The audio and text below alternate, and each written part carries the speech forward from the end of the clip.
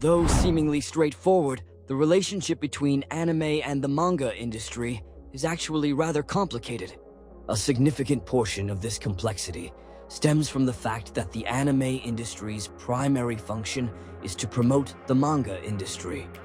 The anime industry inherently produces adaptations with financial minimalism in mind. Studios usually try to do the most with the least money, even if investing in an anime series can catch lightning in a bottle. This can lead to differences in the relative quality of anime adaptations. Some adaptations elevate the source material, while others suffer from flaws due to financial influence on production. For these reasons, a few anime adaptations stand out as genuinely overrated. This video will present the ranking the most overrated anime of all time. You may see familiar animes, so feel free to comment on your thoughts at the end of this video. Also, please like it and smash the subscribe button to motivate us to create more anime content. Number 19, Future Diary. From the outset, Future Diary has no idea where it's going. After an excellent first episode, everything seems to go in haphazard directions, with psychotic characters, mature themes, and shock value thrown in just to attract as many people as possible. There's very little depth in Future Diary, and little space to breathe as new situations arise back to back, and very little explanation is given for any of it. It is a pool of discombobulated pieces, lost in the crazy haze it desperately created for attention. It's a surprise that more viewers haven't discovered how shallow the show is. 18. Food Wars. An example of another missed opportunity can be found in Food Wars. A show that relies so heavily on its characters should progress each of its main characters. Instead, Food Wars figuratively throws as much spaghetti as possible on the wall, only to have none of it stick. Each of the many characters introduced fails to establish himself or herself as a truly meaningful ally or enemy. Throw in the overused eki animations, and Food Wars winds up being served undercooked. Number 17, Noragami. Noragami feels empty. It is as if it has no real reason to exist. Its most interesting and only draw is its world of gods and roots in Japanese mythology. There's not much of a story to follow, and just when viewers think Noragami is going in one direction, the narrative shifts focus and explores another idea. It all makes for a dizzying experience, to say the least. Most of this show's popularity can be assumedly attributed to its cute, albeit generic, cast and nothing much in the way of its sophistication. Sweet number 16. Fate Stay Night. Unlimited Blade Works. Behind Ufotable's flashy animations in Unlimited Blade Works lies an anime devoid of any real tension. It chooses to pander to its main character above all else.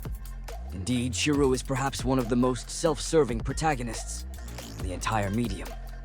He somehow turns the Holy Grail War into a drama about whether or not he can get with the girl he's crushing on. It's nonsensical and annoying as the series progresses, as Unlimited Blade Works does little to offer fans sympathy for its lead roles. By the end, everything feels pointless, with no character development or sense of closure in sight. Of course, who cares when the fight scenes are this cool, right? 15. One Punch Man. It's difficult to describe what exactly One Punch Man is, as the anime seemingly has no identity. The main character, Saitama, can defeat anything with only a single punch, and that's about the gist. Though this may seem innocuous criticism, having one joke serve as the basis of an entire show removes all tension, drama, and intrigue, replacing those critical features with repetition and fanfare. This gives viewers no incentive to keep watching, other than to see what next thing Saitama will punch. There's nothing much to be found in One Punch Man, other than its heavy reliance on parody. And if that's all one wants from anime, he or she will have a great time.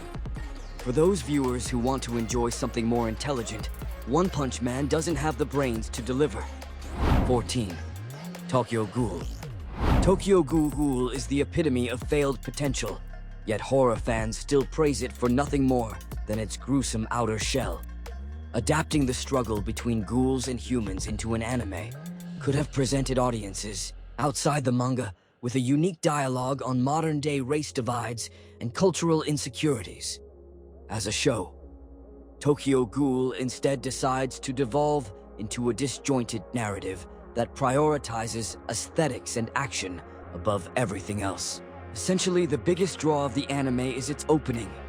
Aside from that, Tokyo Ghoul only provides meaningful reasons to exist besides its excellent manga. 13. Fairy Tail. Fairy Tail can be frustrating, but not in a positive way. Most of its story arcs are short and leave much to be desired. The main character, Natsu, repeatedly runs up to enemies without thinking, gets beat up, loses, and returns to fight his foes, only to win a second time through some contrived power of friendship. By the end of the 175-episode journey, it feels as though nothing has changed from the beginning, raising the question of whether Fairy Tail is genuinely a tremendous waste of time. 12. My Hero Academia. While the 6th season was a strong rebound for the My Hero Academia series, the 5th season's inconsistent animation was a turnoff to the series overall for many. This is unsurprising, as one of the best parts of the television anime series stems from the visual potential of quirks in a moving form. Poor execution of this main appeal has the same effect as an action movie with subpar CGI or stunts, alienating viewers because of a deficiency in a crucial component. While the series' 7th season could be a proper redemption if done right, another misfire may spell doom for the series' overall reputation. 11.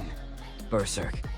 While the larger anime community generally views Berserk 2016 as what it truly is, some argue in support of its existence, since any adaptation is better than none.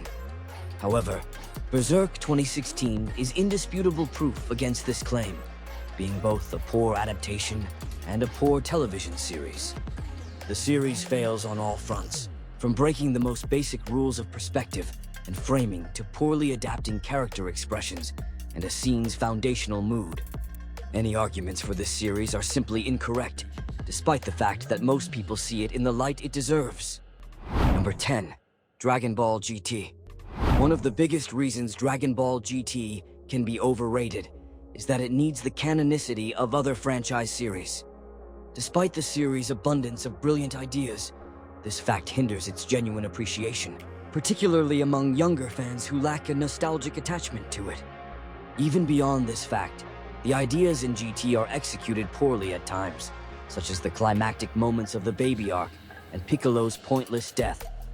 While the series' hardcore faithful universally praise Goku's decision to become a child again, it's one of the few decisions that the series properly executes. Number 9. The Rising of the Shield Hero. For as much praise it garnered after its first season, the Rising of the Shield Hero series saw as much criticism and hate thrown its way after its second season. Fans of the series generally view the second season as wholly inferior to the first, especially in terms of the series' production and adaptation choices. The pacing in the series' second season slowed to a molasses-like pace, culminating in a finale episode, which mainly served as an anime original season recap scene. We also critiqued the overall animation. It suffered from the previous mentioned symptoms of being generally inconsistent and seemingly reaching a high quality only during climactic moments. Number 8. Attack on Titan. Though Attack on Titan is an excellent gateway for non-anime fans, it struggles to handle critical areas outside of that, specifically character development. Protagonist Eren continuously makes the same mistakes. Armin reiterates what was already known, and the basement mystery is constantly brushed aside to kill more Titans. Attack on Titan feels as though it takes 2 steps forward, only to take 3 steps back as the series unfolds. If show fans haven't noticed these fallacies yet, they'd best take a look. Lucky number 7. Boruto. As mentioned above, Boruto's biggest issue stems from how high of a filler the anime canon percentage it has in terms of its overall episode count. Similar to the original Naruto series, this issue stems from the series' weekly Studio Pierrot format, in contrast to the source material's monthly publication. The series is overrated, considering how little of its source material it adapts. Number 6. Demon Slayer. While the Demon Slayer series from Ufotable Studios deserves its flowers for many reasons, it still has some flaws. The general anime and manga community views the story as reasonably lackluster, with less depth to its overarching narrative than other series. While one can argue that this reflects the manga's quality, rather than the television anime series, Ufotable Studios has also chosen not to suggest any changes. Likewise, one major critique of Ufotable's adaptation is a lack of desire to punch up the overarching narrative in some way, shape, or form. Number 5. Akame ga Kill. Despite receiving incredible hype from its devoted fanbase, the Akame ga Kill series is generally considered very mediocre. It's also worth noting that the original manga series by author Takahiro and illustrator Tetsuya Tashiro is highly regarded. This difference in reception stems from how different the anime story is relative to the original manga series. Number 4. One Piece.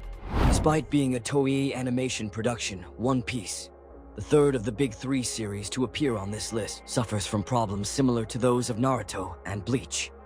Due to the incredible length of the author and illustrator of Eiichiro Oda's original manga series, the anime adaptation must take a weekly approach. Unfortunately, this sometimes impacts the overall animation quality, though not as generally as the other big three series, and typically moves pacing to prolonged speeds. This has become particularly true in recent years, when the series had to shift to a slower general adaptation pace, as the story gap between the adaptation and the source material decreased. Number 3. Naruto. Another Studio Pierrot series, the television adaptation of author and illustrator Masashi Kishimoto's Naruto manga series, suffers from similar issues. Poor filler and frequently dubious animation also plagued Naruto, which ran weekly. Like Bleach, the animation quality was top-notch at specific moments, but overall production was generally lackluster. Thankfully, the sequel Boruto series addresses at least part of this issue. While there are some harsh low points, the animation is generally more quality consistent than Naruto or Naruto Shippuden. Unfortunately, the filler-less anime canon issue still exists, with well over 2/3 of the series' episodes classified as either-or. Number 2. Bleach. One of the major problems with the original Bleach anime series is a common issue that Studio Pierrot, the animators, encountered. Regrettably, the weekly nature of the series led to filler and overall poor animation. While there are certainly times when the animation truly shines, the series was generally lackluster in terms of its overall production. Thankfully, the Bleach TYBW series has corrected this, giving the series the absolutely stellar send-off it deserves.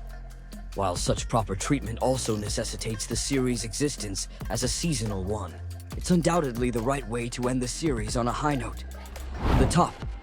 Number 1. Sword Art Online. Sword Art Online fans may claim that the show breaks the mold when it comes to adventure anime. But does it really? This show, set in a virtual reality world with a premise touched upon numerous times in anime, like Log Horizon and Hack, doesn't offer much novelty. Though the production quality is excellent, what lies underneath is a sloppy narrative that resorts to overly sexualized female characters and so much Deus Ex Machina that it's hard to keep track. As a result, Sword Art Online feels significantly mismanaged, thereby questioning its rise to fame in the first place. That's it, folks. But leave a comment to share your thoughts. Don't forget to smash that like button and subscribe. See you in the next video.